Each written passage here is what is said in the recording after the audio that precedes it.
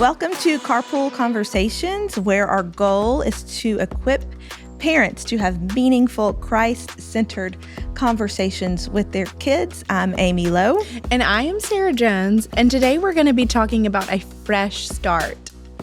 Yes, our topic on the table today is pressing that reset button. And we are releasing this podcast right before the new year. And yes, that topic is ideal for the new year, but you aren't only allowed to press the reset button at the turn of the year. You can press it anytime you want to. Sure can. If there are areas that have gotten out of hand, use this next season as a chance to right-set them. So today, no matter what the calendar says, we want to take a minute to talk about this idea of fresh starts, redos, if you will. And Sara, let's just note right here from the outset that this is hard. Well, pushing the reset button is easy, but then about 1 minute after that, it gets hard to change. And that's why so many New Year's resolutions fail. Setting a goal is easy, but sticking with it is where it gets rough. And we're going to talk about all of that today. Gosh, I'm so glad you said it doesn't just have to be at the new year. You can actually press restart and need a new rhythm any time of the year. But I just think our minds are like January 1, as a family, we're going to start something new. I remember I've mentioned my sister who lives in Texas, my best friend. She called me. Her husband was deployed overseas, and she was parenting 3 kids solo. And she just said, I am in a cycle that I cannot get out. I cannot stop yelling at my kids. I'm just angry, and I don't like it. I don't like feeling this way anymore, and I am defeated. I'm at the end of myself. And we just kind of talked through what a reset or a fresh start could look like for her. And I just encouraged her to sit her kids down, call a family meeting, and say, guys, I have had some really frustrating moments, and I am so sorry I'm yelling at you.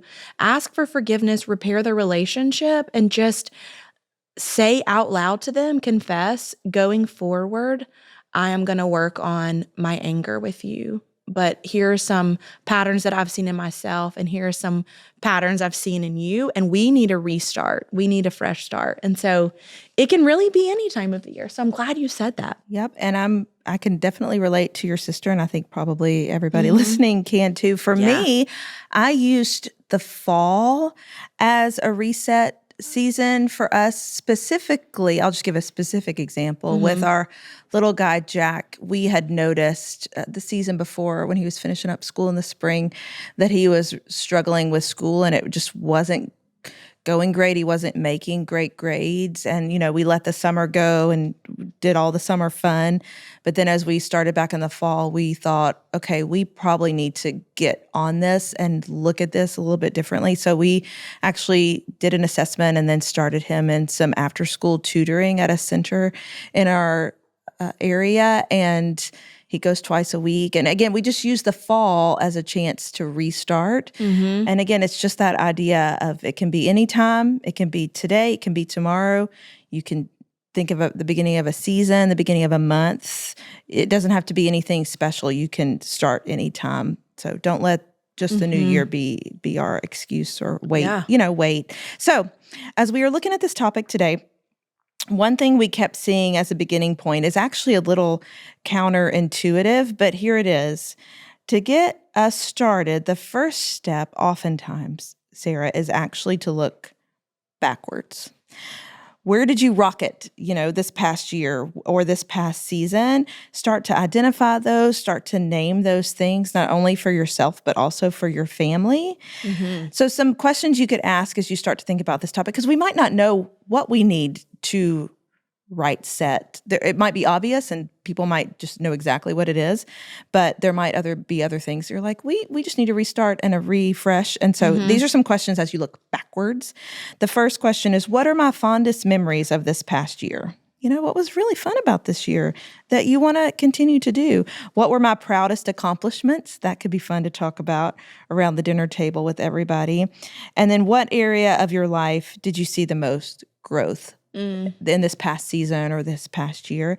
And I think just identifying those will help spur you on and get your brain going to think about, okay, what do I need to do differently moving forward? So the first thing is look back. I love those questions too. I also think just a good starting point is to say, where as a parent can I speak life and truth over my kids from last year? Yeah. And so identifying, building them up, like what did you see that was truth, and what can you say that gives life to your kids? Just when you evaluate last year. And so that kind of gives you something to build off of. We recently asked our kids, what do you wish we did more of as a family? Like, I was at a dinner one night recently, and one of our kids said, I wish we went on more family vacations. Me too. Probably because I call my husband, we call him Vacation Chase, because he's so fun. And the other times of the year, he's so structured. And so she's like, definitely more vacations because Dad's fun. And then one kid said he wished we went on hikes together. So we recently went on our first family hike, and he actually could make it in and out. It went okay? It did. I thought I was going to be carrying him. I was not carrying him. He came alive. He wanted to do it. On a hike. Yeah. So we found a hobby that he loved. But Life and Truth, Amy, which is such a powerful tool. And it's free. It costs you nothing. I love it. And I love those questions that you asked because it gave you ideas for the future. I'm reading a book by John Acuff. We'll link it in the show notes. It's called All It Takes Is a Goal. He's really fun on social media too if you want to follow him. And he is all about this kind of fresh start mentality and always has great tips for you. So check that out. But in his book, he spoke to this very idea of kind of looking back to get you started. So and I have a couple of things I wanted to share from that book. I haven't finished it yet, but a couple of things that speak to this topic. So number one, he speaks to the area of this idea of untapped potential in people. And here's the quote, and I'll talk about it. His quote says, "When I get curious about tapping into my full potential, I did what I always do when I get curious," which is funny. He commissioned a research study with Dr. Mike Peasley, a professor at Middle Tennessee State University, and he asked more than 3,000 people if they felt like they were living up to their full potential. Only 4% of them said yes. That's a surprisingly low statistic, but it's not the one that stood out to him the most. Okay. According to the study, 50%, and I'm still quoting, 50% of the people feel that 50% of their full potential is untapped. That means half of us are walking around with half lives. No wonder Twitter is so grumpy. He said. So that's the end of the quote. So this idea that we have more potential within us, and we know we can do better, and we want to. And I think sometimes that just makes us want to shut down and not even try. Mm-hmm. But I think we know there's more within us. And so this idea of kind of looking backwards to get going. And then what he did, and this is the second thing from his book that I wanted to share, is that what he did as a starting point was of creating a goal and making change happen. He created a best moments list from the last 20 years. He made a list of all the best moments in his life as he looked back in his rearview mirror. And in doing that, he found that creating the best moments list, it did a few things for him. One, it made him grateful for those things. And number two, it made him really pinpoint the moments that stood out in his memory so that he could look more closely and think about, like, why? Why is this moment really great in my rearview mirror? And I loved that exercise.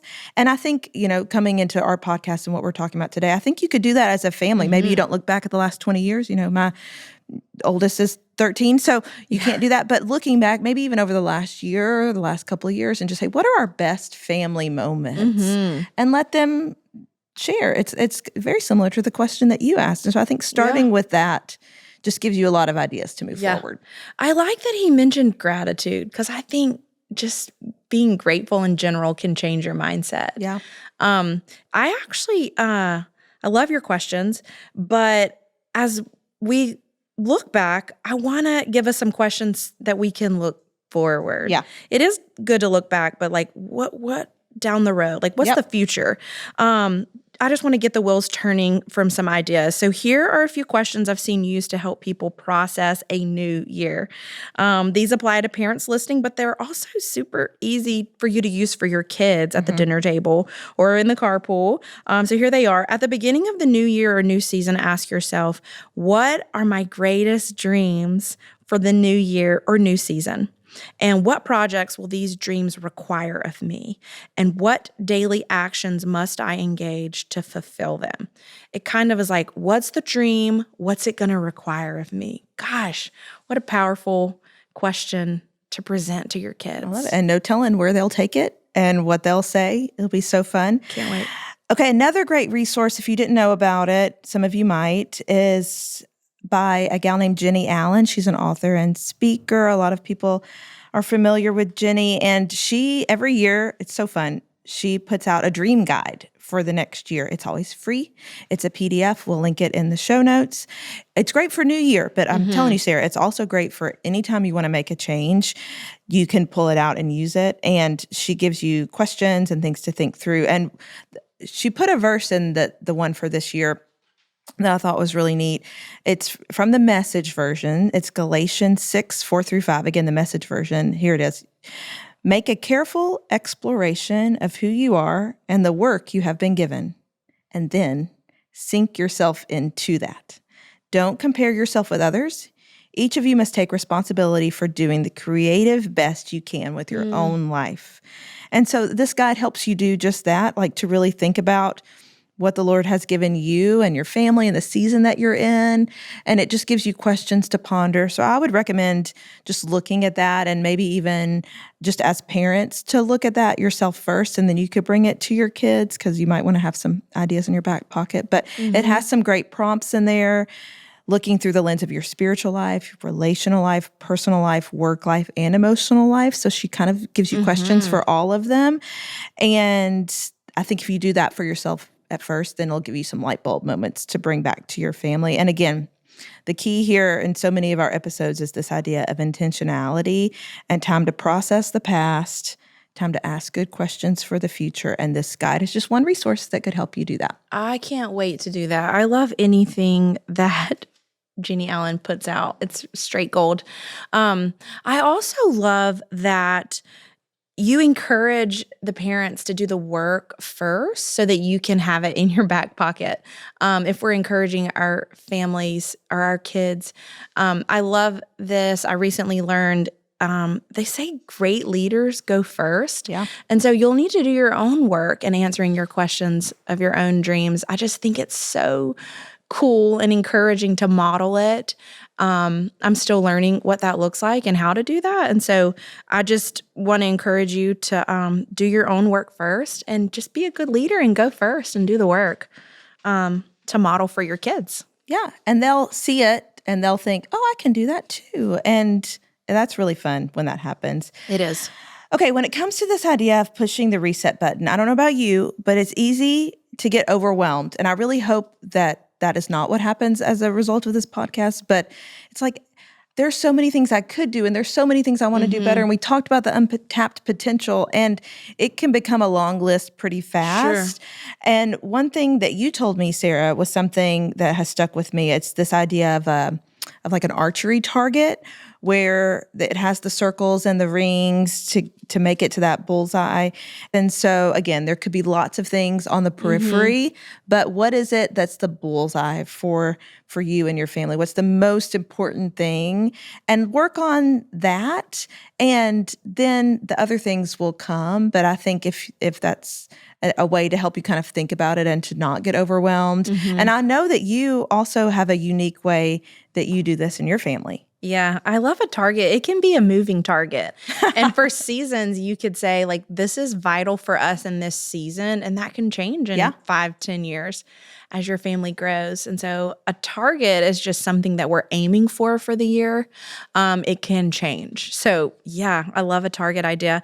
Also, New Year's they just give us a feel of a reset. You know, there's something special about day one, new year, new focus. we actually don't do New Year's resolutions at our house. We just do a word. We pick a word. We ask God to reveal it to us. Like, gosh, prune something in me. Or if there's something that I need to focus on for the year, give me a word. And so last year, I'm excited to move to a new word, was minimalist. I just had this.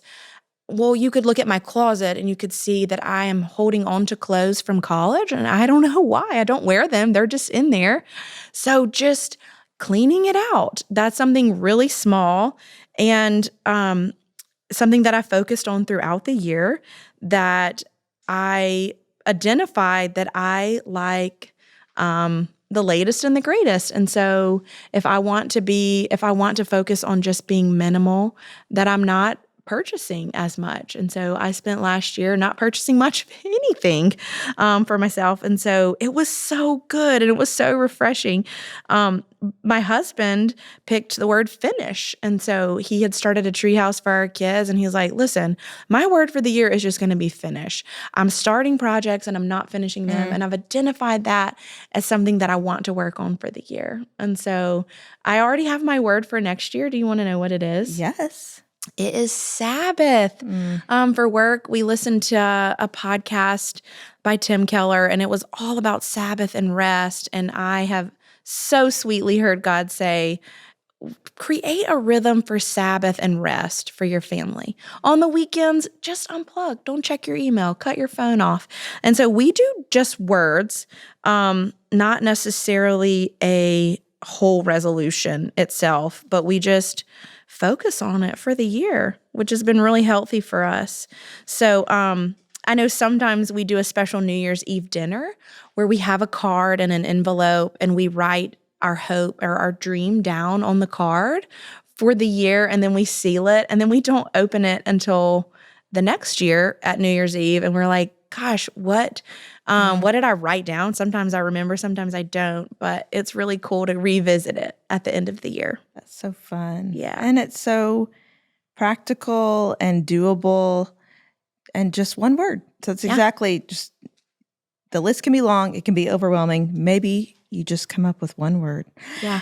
Okay, we're getting close to the end. We want to wrap with some practical tips. I feel like that's usually where we end up. We always want to give you tools in your tool belt to help you in this idea of pressing the reset button, because again, pressing the button is easy, but keeping up with it is hard.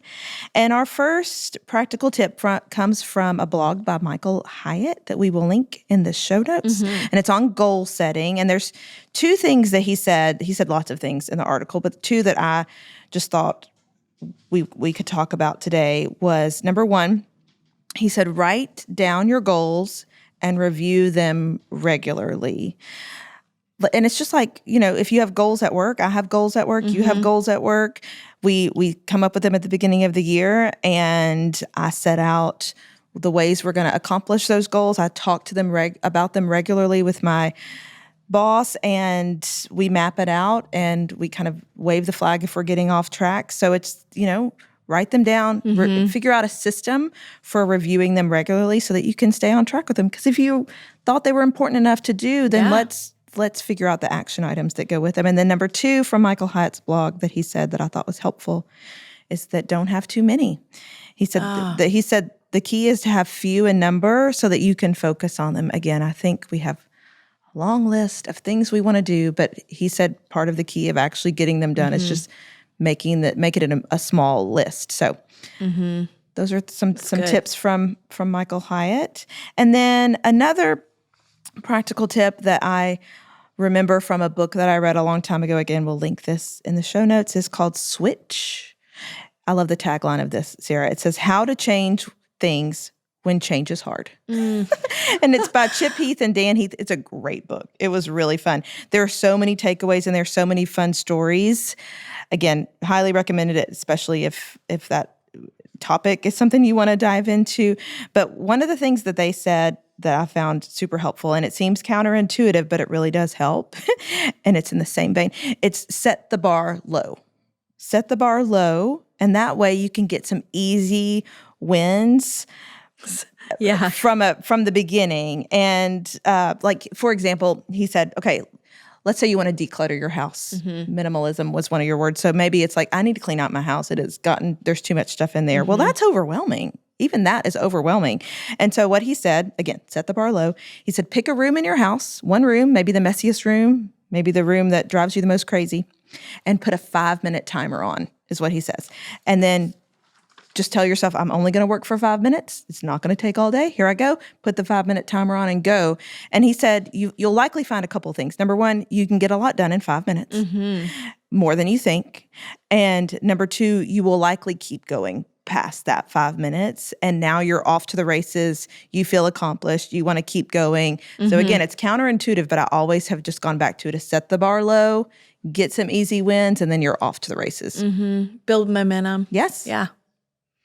I love that. I also find it freeing when, as Jesus followers, that we have a helper, the Holy Spirit. Yeah. We can always, I know for us, it's been amazing to just take a day or two and say, God, reveal in me. I'm not even aware of what my word should be for the year. Or I'm not even, maybe I've got some blind spot. Maybe I need to ask my family, what's something that I may need to press the reset button on, is that we're given a helper, and that God says, listen, you can come to me. You can lay down the burden at my feet. I will help you. I am your helper.